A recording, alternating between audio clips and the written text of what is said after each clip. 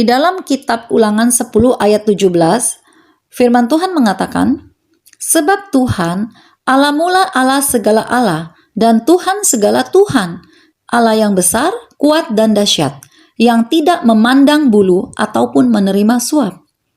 Di dalam Mazmur 66 ayat 5, firman Tuhan berkata, "Pergilah dan lihatlah, pekerjaan-pekerjaan Allah, ia dahsyat dalam perbuatannya terhadap manusia." Salam damai, salam sejahtera semua saudara-saudara, Bapak, Ibu yang saya kasihi dalam Kristus Yesus Tuhan kita.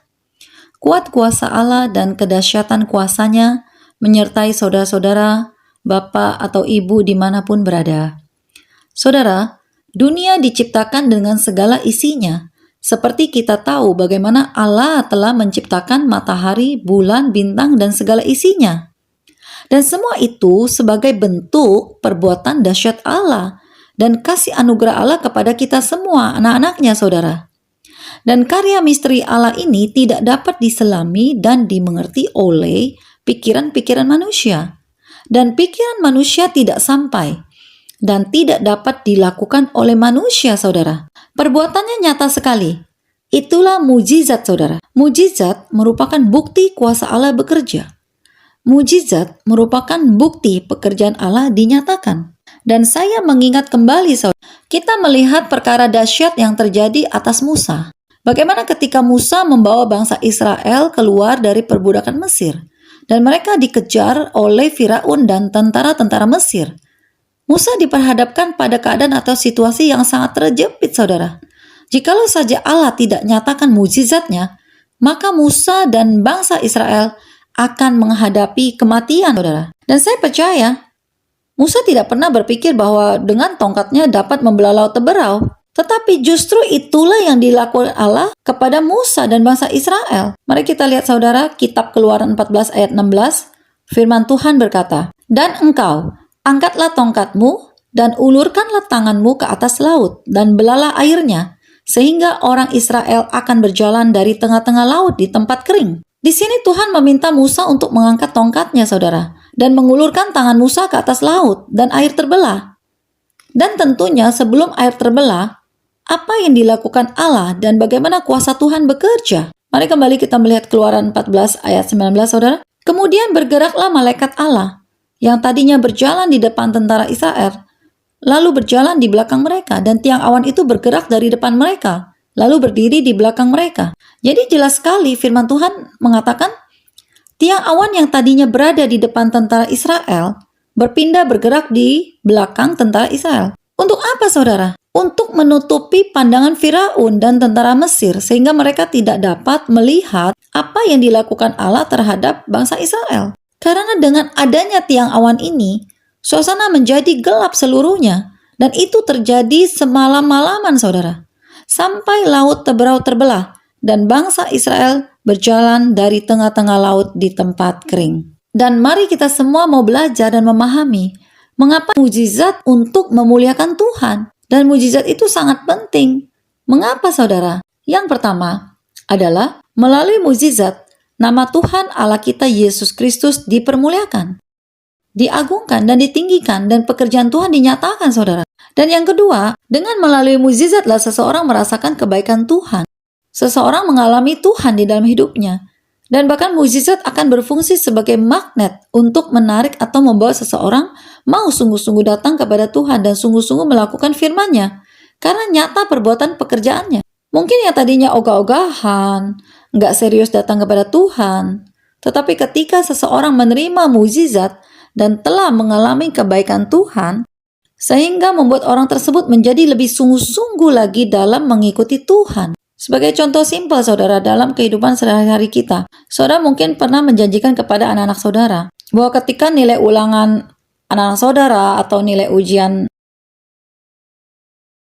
anak-anak saudara bagus, maka saudara menjanjikan kepada anak-anak saudara untuk memberikan suatu hadiah. Sebagai contoh,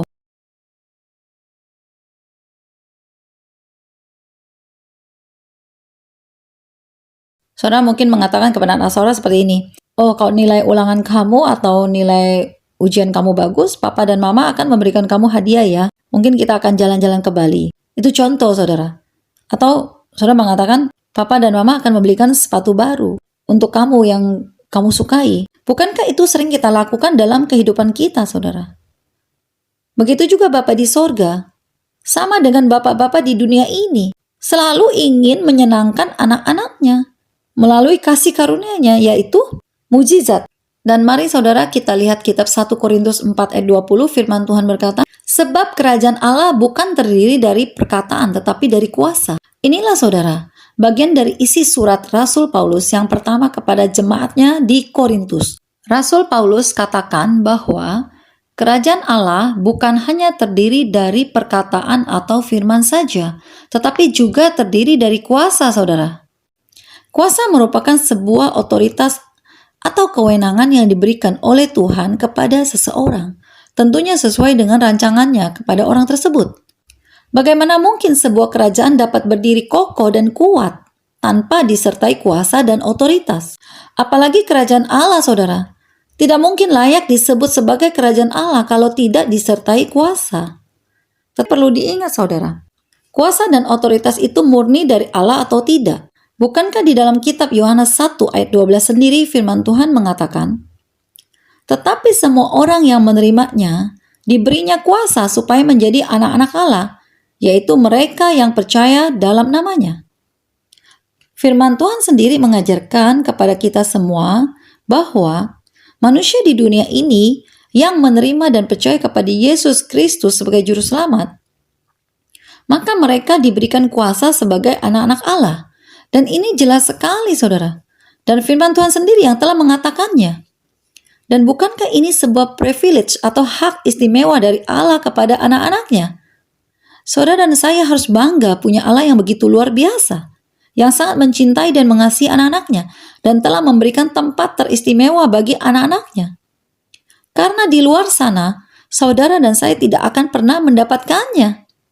Dan saya mau bertanya, mengapa anak-anak Tuhan atau pengikut Kristus masih ada keraguan akan hal ini dan tidak mau berusaha dan berjuang untuk mendapatkan privilege ini? Ketika saudara semua mau menerima Yesus dan percaya sungguh-sungguh dan hidup dalam kekudusannya, maka saudara semua akan menerima kuasa dari Allah. Dan itu bukti bahwa Allah menyertai kita anak-anaknya. Mari saudara kita lihat kembali kitab Yakobus 5 ayat 16, firman Tuhan berkata, karena itu, hendaklah kamu saling mengaku dosamu dan saling mendoakan, supaya kamu sembuh. Doa orang benar, bila dengan yakin didoakan, sangat besar kuasanya. Jadi jelas ya saudara-saudara semua, doa kita besar kuasanya dan dijawab atau dikabulkan oleh Tuhan, bukan hanya saudara-saudara mengampuni semua musuh-musuh saja, tetapi saudara harus melakukan pengakuan dosa di hadapan Tuhan sebelum berdoa, atas semua kesalahan dan dosa-dosa saudara di masa lalu, sampai dengan sekarang secara pribadi kepada Tuhan. Dan ini dilakukan sungguh-sungguh saudara, dengan hati yang paling dalam, bukan hanya di mulut saja, karena Tuhan tidak dapat dibohongi dan Tuhan sangat tahu, apakah saudara-saudara sungguh-sungguh melakukan pertobatan atau tidak. Jadi, di sini ada dua hal yang harus saudara lakukan sebelum berdoa. Yang pertama, memohon pengampunan kepada Tuhan atas dosa-dosa dan kesalahan saudara. Kedua, mengampuni semua musuh-musuh saudara. Dalam hal ini, saudara tidak berlaku salah, tetapi saudara diperlakukan tidak adil.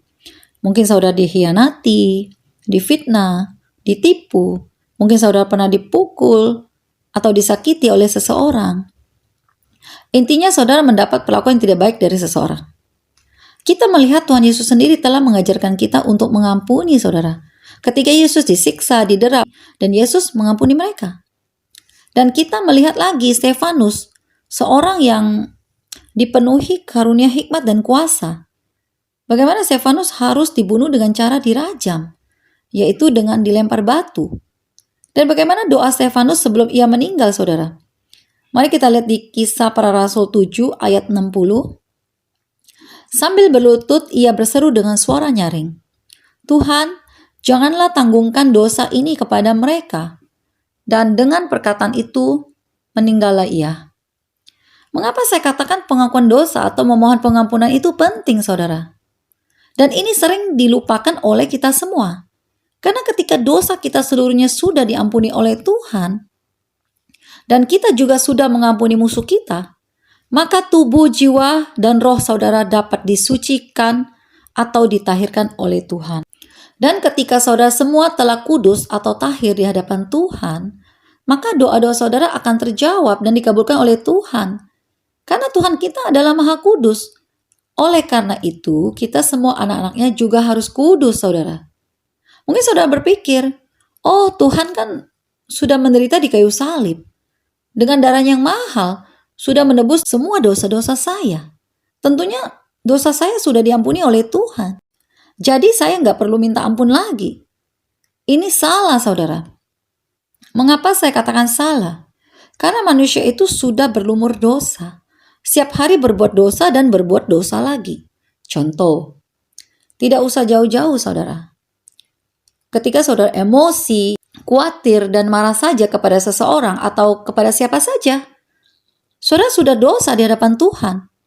Kecuali saudara hidupnya super kudus, sangat kudus, tidak pernah berbuat dosa sama sekali. Saudara boleh tidak melakukan pengakuan dosa. Dan saya yakin tidak ada manusia yang tidak berdosa.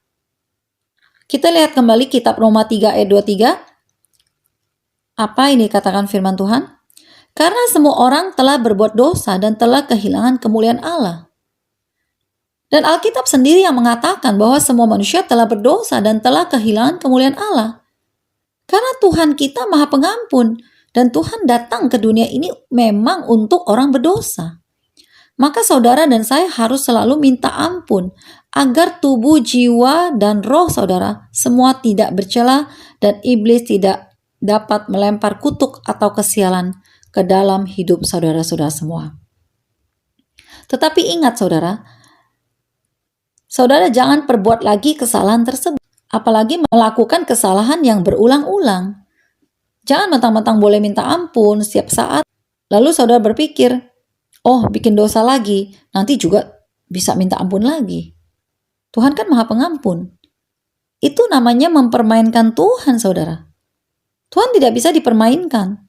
Tuhan tahu isi hati saudara semua. Jikalau saudara memiliki sikap seperti ini, saudara akan sulit naik ke gunung Tuhan dan sulit mengecap kebaikan Tuhan, dan mujizat tidak akan terjadi.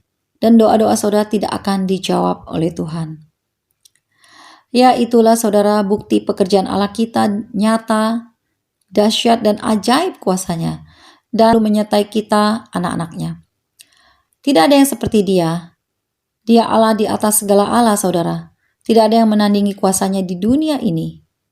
Dan saya berdoa kepada saudara-saudara semua yang menonton YouTube channel ini, agar diperbarui terus hikmat dan akal budinya, dan mengetahui cara kuasa Tuhan dicurahkan atas hidup saudara. Agar kuasa gelap atau iblis tidak dapat membelenggu hidup saudara, hikmat dan pesan Tuhan sampai kepada saudara. Saya berdoa saudara semua dimampukan Tuhan untuk hidup benar dan hidup di dalam kekudusannya, karena Allah yang kita sembah adalah Allah yang Maha Kudus. Biarlah kiranya firman Tuhan yang disampaikan dapat memberkati saudara-saudara semua dan kuasa Tuhan dicurahkan atas hidup saudara-saudara semua. Segala kemuliaan hanya bagi Allah Bapa, Allah Putra, Allah Roh Kudus, di dalam nama Tuhan Yesus Kristus. Haleluya, amin. Tuhan Yesus memberkati.